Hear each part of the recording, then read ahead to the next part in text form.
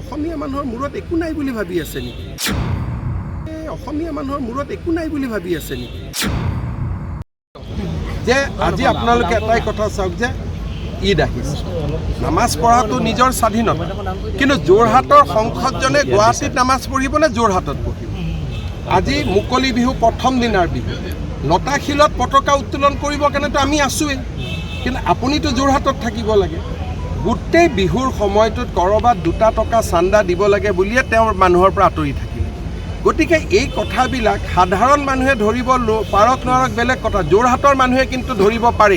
মই ভাবোঁ যে ৰাইজে নিজৰ ক্ষোভ প্ৰকাশ কৰিছে, কিন্তু এটা কথা মই প্ৰথমৰ পৰাই জানো যে লোকসভাৰ ইলেকশ্যনটো লোকসভাৰ ৰিজাল্ট, বিধানসভাত ৰাইজে বিজেপিক দিব, সেইটো কোনো এমপিৰ লগত তাৰ কোনো ৰিলেটেড নহয়। এমপিক ভাল পোৱা বেয়া পোৱা তাৰ ৰিজাল্ট 2029ত হ'ব, কিন্তু বিধানসভাত মই আগতেও জানো আমি ভাল ৰিজাল্ট কৰিম, পঞ্চায়তত আমি ভাল ৰিজাল্ট কৰিম আৰু আমাৰ সংগঠনো শক্তিশালী। গতিকে মই ভাবোঁ যে বিধানসভা নিৰ্বাচনক লৈ আমি আগতো চিন্তিত নাছিলোঁ, এতিয়াও চিন্তিত নহয়, কিন্তু কাম কাজখিনি কৰি যাব আছে। মই বুজিয়ে পোৱা নাই, মানে যি পায় অসমৰ মানুহক তেওঁ ভাবিছে যে আমাৰ মানুহৰ একোৱেই নাই।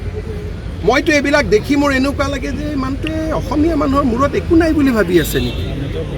যে কোনোবা বৈদিক গৈছিলে, এইটো ক'ৰ মানুহ কি কথা আটা পাতা আমি নাজানো, ফটো এখন দেখাই কৈছে এওঁ।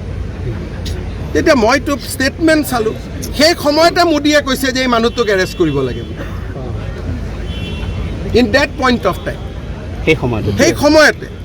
গতিকে এই গোটেই কথাবিলাক তেওঁ বেলেগৰ কথা, নৰেন্দ্ৰ মোদী কিয় গৈছিল, আদৱানীজী কিয় গৈছিল, আদৱানীজী তাত মন্দিৰ এটাৰ উদ্ঘাটন আছিলে, সেই মন্দিৰটোৰ উদ্ঘাটনৰ কাৰণে গৈছিল, এইটোতো সকলোৱে জানে।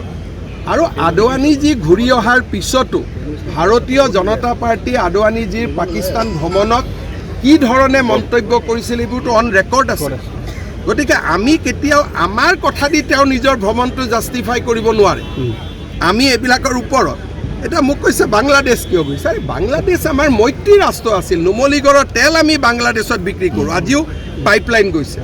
আৰু মই লুকাই যোৱা নাই নহয়, মই সোণোৱাল ডাঙৰীয়াৰ অনুমতি লৈ গৈছোঁ, পাৰ্মিশ্যন লৈ গৈছোঁ, তেওঁ মোক এডভান্টেজ আছাম ওৱানত পঠাইছে, আৰু সেইখন আমাৰ বন্ধু ৰাষ্ট্ৰ আছিল। এতিয়া যদি মোক কালি কয়, কালি পৰহি ধৰক ভূটান আমাৰ কিবা কাৰণত শত্ৰু হৈ গ'ল, আজি মই ভূটানত কিয় গৈছোঁ বুলি প্ৰশ্নটো হ'ব পাৰে নেকি? আজিতো ভূটান মৈত্ৰী ৰাষ্ট্ৰ। গতিকে তেওঁ কোনোবা এটা প্ৰাইভেট ফাৰ্মক লগত লৈ এই জবাব প্ৰশ্ন দি আছে, আৰু সেইবিলাকে তেওঁক আৰু কষ্ট দিব। কাৰণ মানুহে মোদীক তুলনা কৰাটো ভাল নাপায়, মোদীৰ সমালোচনাৰ বহুত ওপৰত গুচি গ'ল। নৰেন্দ্ৰ মোদী আৰু গৌৰৱ গগৈ তুলনা নহয়, তেওঁ এইবিলাক কৰি কৰি নিজক নিজে আৰু বেছি ভালনাৰেবল কৰি গৈ আছে। ছাৰ, আভ্যন্তৰীণ নিৰাপত্তা যিটো বাংলাদেশ যিহেতু এতিয়া এই বিষয়টো লৈ কালি নিশ্চয় আলোচনা, বাংলাদেশক লৈ আমি চিন্তিত যে সন্ত্ৰাসবাদ আকৌ হ'ব পাৰে বুলি, কিন্তু বৰ্তমান আমাৰ যিটো ৰাষ্ট্ৰৰ যিটো স্থিতি, যে তাৰ পৰা যদি সন্ত্ৰাসবাদ আহে ঘটনা তাতো ঘটিব। সেইকাৰণে মই ভাবোঁ যে আমি মোদীজীৰ এই নীতিৰ কাৰণে আমি বহুত পৰিমাণে নিৰাপদ। আপুনি যোৰহাটৰ পৰা খেলিব নেকি নিৰ্বাচন? নিৰ্বাচন খেলা নেখেলা ক'ত খেলিব এইজন মানুহে সুধি আছে, এইজনেহে জানিব। দিলীপ শইকীয়া,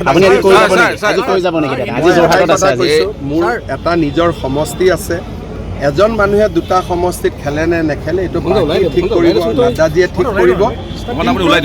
যোৰহাটৰ কাৰণে মই সদায় আছোঁ, আৰু যোৰহাটত বহুত কাম আজিও আপোনালোকে দেখিছে যে কনচাৰ্ট ইকনমি, আমি কনচাৰ্ট আনিব খুজিছোঁ। মই 3খন জেগাৰ নামেই কৈছোঁ, গুৱাহাটী, ডিব্ৰুগড়, যোৰহাট। গতিকে যোৰহাটৰ কামৰ কাৰণে আমি সকলো সদায় আছোঁ, আৰু যোৰহাটৰ ৰাইজে অলপো চিন্তা কৰিব নালাগে, বিজেপিৰ চৰকাৰ মানে যোৰহাটৰ ৰাইজৰ চৰকাৰ। ঘৰত আনন্দ আৰু সম্পৰ্কৰ চমক বজাই ৰাখিবলৈ জৰুৰী হৈছে সকলো আনন্দময় মুহূৰ্তত মৰমৰ উপহাৰ দিয়াটো।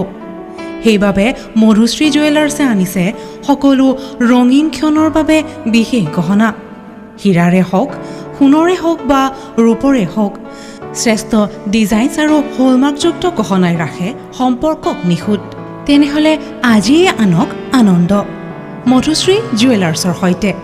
যোগাযোগ কৰক 7028000341 নাইবা ভিজিট কৰক LNB ৰোড, নলবাৰী, অসম।